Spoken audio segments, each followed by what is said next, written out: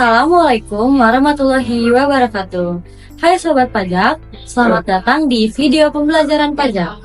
Saya Radina Ayunan Fitria dari Prodi Pendidikan Akuntansi Universitas Pendidikan Indonesia akan membahas salah satu topik yang penting dalam perpajak, yaitu sanksi dan sengketa perpajakan.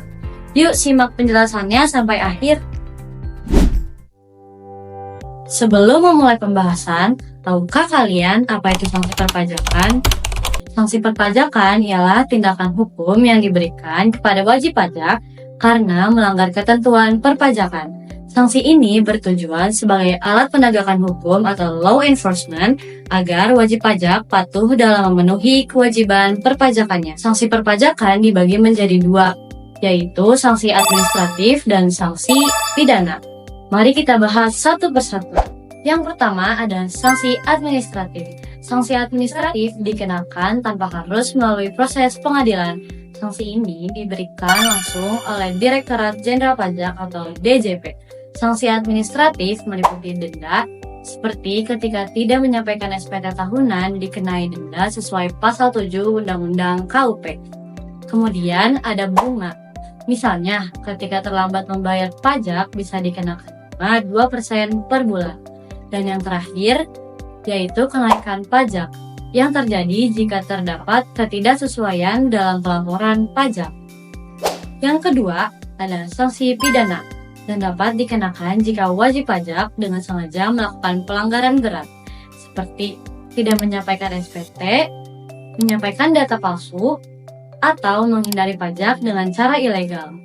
Hukuman pidana bisa berupa denda yang lebih besar, bahkan pidana penjara. Memasuki materi selanjutnya, kita akan membahas mengenai sengketa perpajakan.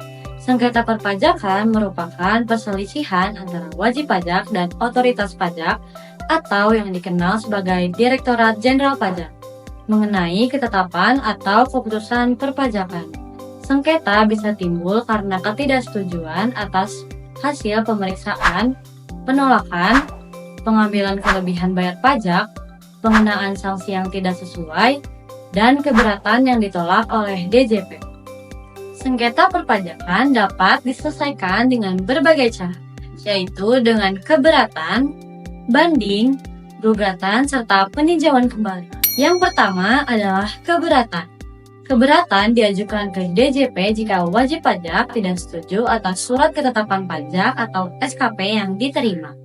Keberatan harus diajukan dalam waktu 3 bulan sejak diterbitkannya SKP. Yang kedua yaitu banding.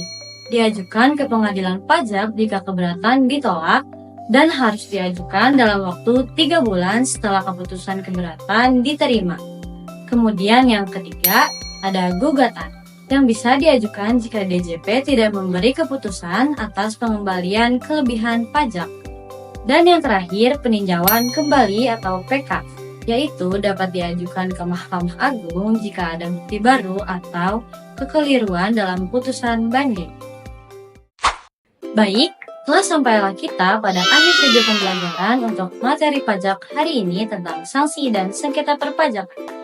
Jadi, perlu diingat bahwa penting sekali untuk memahami dan peduli soal perpajakan dimulai sejak Anda masih remaja.